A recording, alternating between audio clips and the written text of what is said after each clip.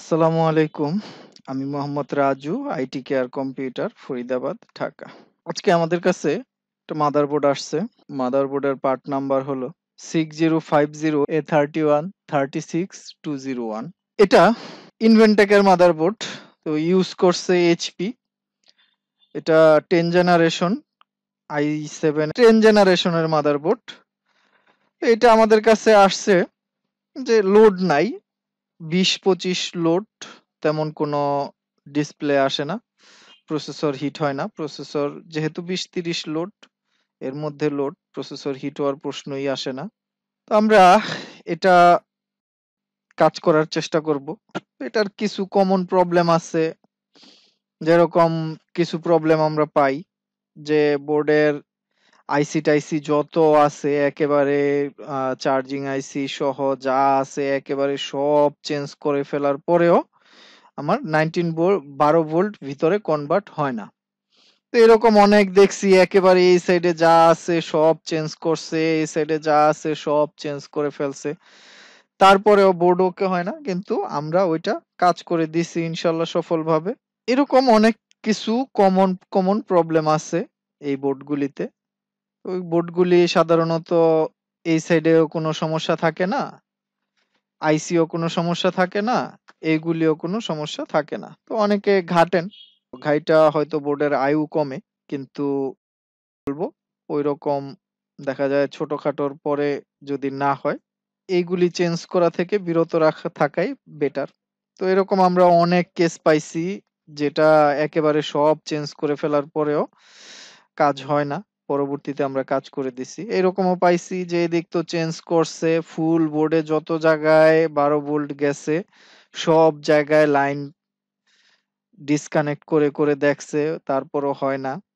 তো ওই জাতীয় বোর্ডগুলি যেহেতু আমাদের কাজ করতেও সময় লাগে, তো ওইটা ভিডিও বানানো পসিবল হয় না, কারণ এত লং টাইম সময় নিয়ে কেউ ভিডিও দেখে না। যাই হোক, এটা আমরা দেখি যে কি প্রবলেম অবস্থায় আছে।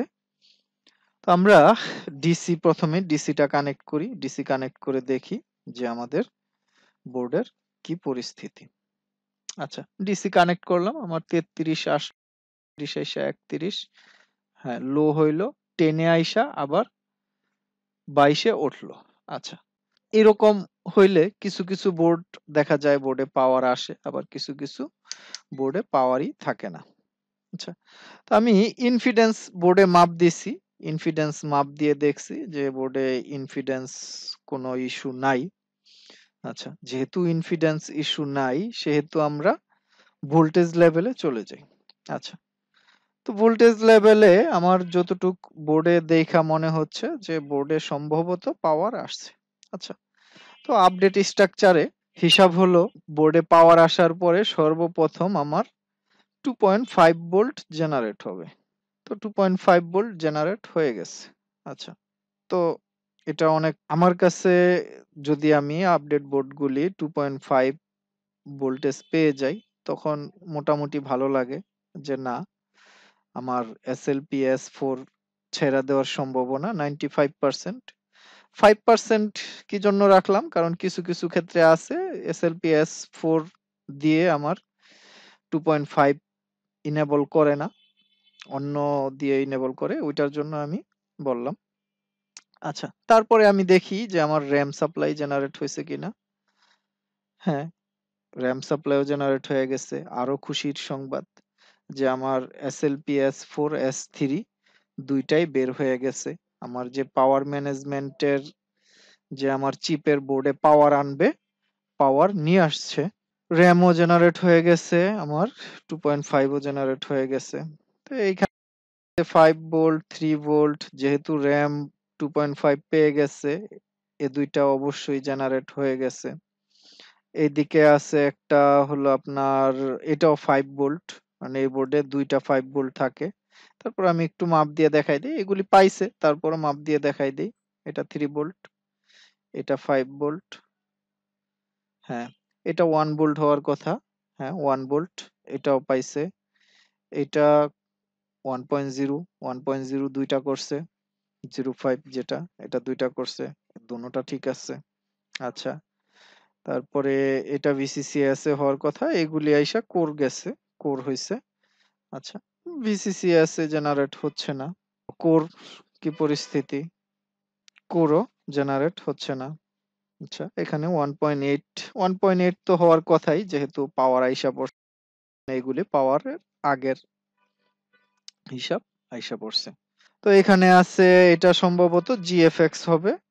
তো GFX টা আমরা জানি GFX কিভাবে ইউজ হয়, অধিকাংশই জানি যে একেবারে ডিসপ্লে আসার সময় GFX টা পাবে। যেহেতু কোর পায় নাই, GFX পাওয়ার কথাই না। আচ্ছা, এদিকে আরেকটা সাপ্লাই দেখা যাইতেছে, এটা সম্ভবত এই বোর্ডের VCC IO সাপ্লাই। আচ্ছা, এটাও জেনারেট হচ্ছে না। আর কোনো কিছু আছে কিনা? এদিকে S0 এর কিছু লাইন আছে, এদিকে S0 এর লাইন আছে। আরো অনেক জায়গায় S0 বা রান সাপ্লাই, যে যেটাই বলেন, ওইগুলি লাইন আছে। তো আমরা যতটুক দেখতেছি, কোর জেনারেট হচ্ছে না। কোরের আগে কিছু সাপ্লাই আছে, ওইগুলিও জেনারেট হচ্ছে না। যেরকম BCC আছে, এটা কোরের আগের সাপ্লাই, এটাও জেনারেট হচ্ছে না। S0 চেক দেওয়ার দরকার। S0 কি অবস্থায় আছে বলতে পারতেছি না।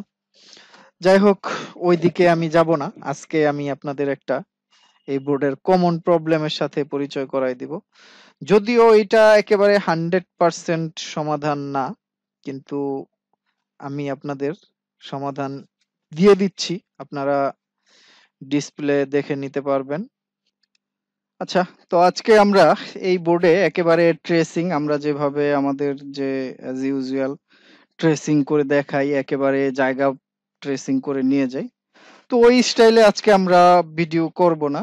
আজকে আপনাদের এটা একেবারে কমন ভাবে দেখাই দিব, যদিও এটা রাইট ওয়ে না যে এটাই যে 100% ওয়ার্ক, মানে কাজ করে যাবে, বোর্ড চলবে, বোর্ড কোনো সমস্যা হবে না, কিন্তু অরিজিনাল সমাধানটা এইভাবে না, সমাধান আরো গভীর ভাবে করা লাগে। তো যাই হোক, আমি সমাধান ছোট্টর উপরে এই জাতীয় সমস্যার সমাধানটা আপনাদের সাথে দেখাই দেই। তো এই জাতীয় সমাধান যদি আপনারা ফুল চান, তাহলে আমাদের কোর্সে জয়েন হতে পারেন। আমাদের course online offline, laptop repair course আছে, বায়োস এডিটিং এর কোর্স আছে। তো আপনারা কোর্সে জয়েন হতে পারেন, যে এটা একেবারে পিন টু পিন কিভাবে গিয়ে কাজ করবেন। এবার আমি একটা সমাধান আপনাদের দেখাই দেই এই বোর্ডের। সেটা হলো, এই যে এদিকে যে ক্যাপাসিটরটা আছে, এই যে ক্যাপাসিটরটা, জাস্ট এই ক্যাপাসিটরটা আমরা শর্ট করে দিব, এই সাইড থেকে এই সাইড শর্ট করে দিব। তো শর্ট করে দিলে আশা রাখি আমার এই বোর্ড রান হয়ে যাবে, বোর্ড চলতে থাকবে। তো আপনারা আপনাদের লাইভে রাইখাই দিয়ে বোর্ড চালাই, দেখি কি পরিস্থিতি।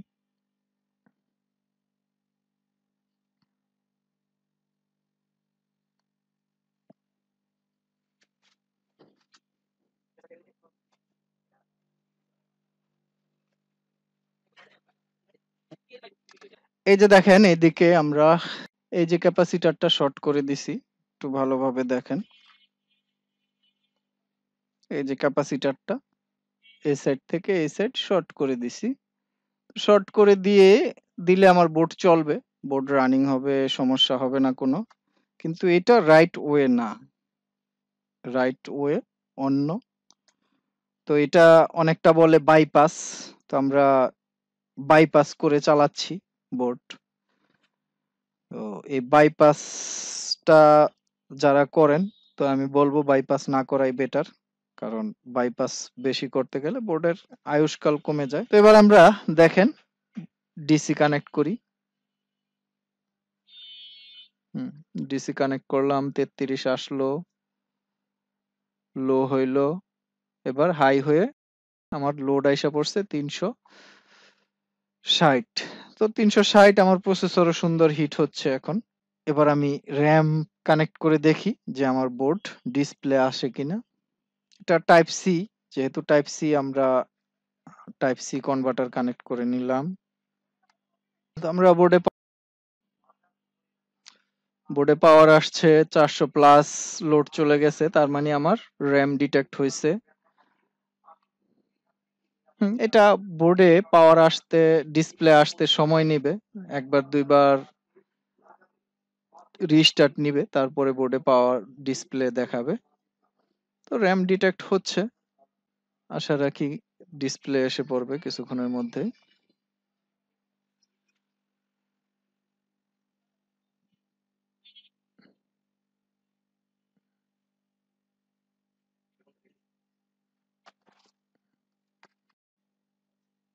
এই যে দেখেন আমাদের বোর্ডে ডিসপ্লে ওকে।